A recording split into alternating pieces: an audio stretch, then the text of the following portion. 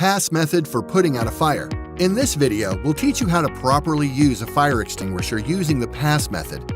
When fire strikes at your workplace, be sure to follow these 3 steps.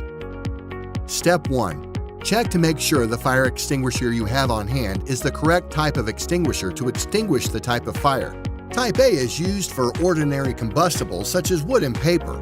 Type B extinguishers are used on flammable liquids like gasoline and oil.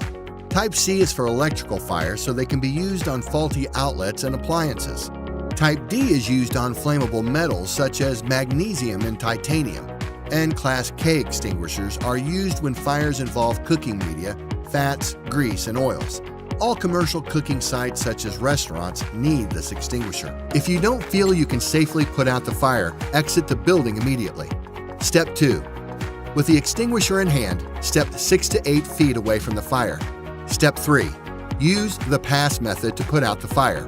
P. Pull the pin so that you're able to discharge the extinguisher. A. Aim the extinguisher nozzle at the base of the fire. S. Squeeze the lever to discharge the extinguishing agent. Releasing the lever will stop the discharge. S. Sweep. Pointing the extinguisher at the base of the fire, move the extinguisher from left to right or back and forth in a sweeping motion until the fire is out. When the fire is out, continue to watch the fire to ensure the fire does not ignite once again. If the fire comes back, repeat the pass method.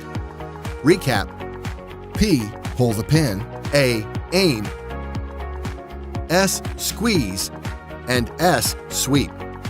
Remember, fires can be harmful and fatal, so do not put the fire out yourself unless it's safe to do so. At CQ Fire and Safety, we are a one-stop shop for your fire and safety needs, keeping business OSHA compliant and up to NFPA standards. For more info, visit www.cqfireandsafety.com.